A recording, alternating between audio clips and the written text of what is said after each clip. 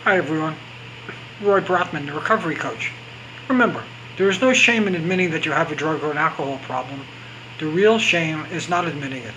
And with that, I'd like to talk a few minutes about people.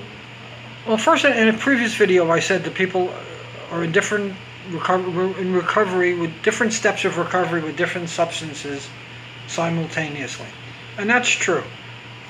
But let me just take the reverse of that, or the opposite side of that, where some people who are in recovery for either drugs or alcohol sometimes feel that they can use a substance that wasn't their problem, maybe responsibly. I kind of chose in my recovery to stop all substances when I stopped any substances.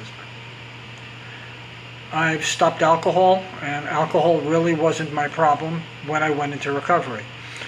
Marijuana, which is something I really liked for many years, and I stopped about 6 years ago.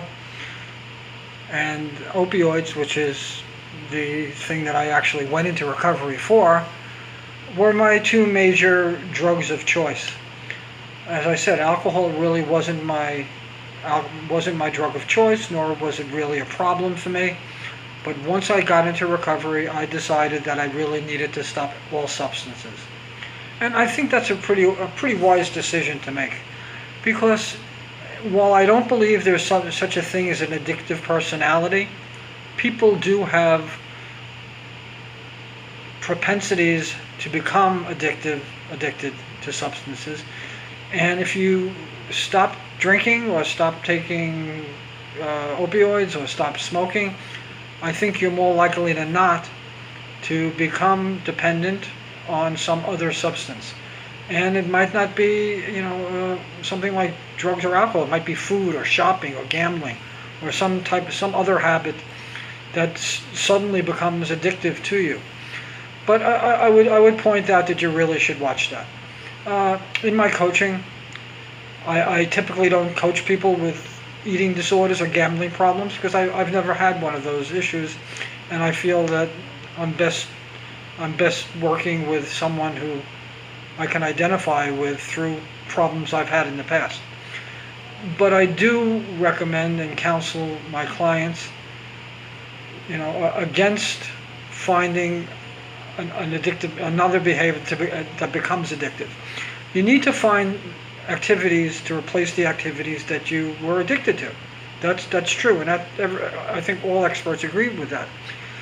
But once a problem becomes an addiction, that kind of means that it's kind of taking control of your life. People have to eat, right? But people don't have to overeat. People have to shop. They have to buy things, but people don't have to spend every penny they have buying things. And those are the types of things you really have to watch out for. People go to the gym, they like to work out, but you don't need to become a gym rat or an addict to the gym where you're working out 10 hours a day and just trying to pump up, that type of thing. So keep that in mind. This is Roy Brotman, the Recovery Coach. You can reach me at the address or the telephone number in the comments. I'd love to hear from you. If you're in my area, which is Southern Florida, I'd love to help you. I do travel all over the country, so you don't necessarily have to live in Florida.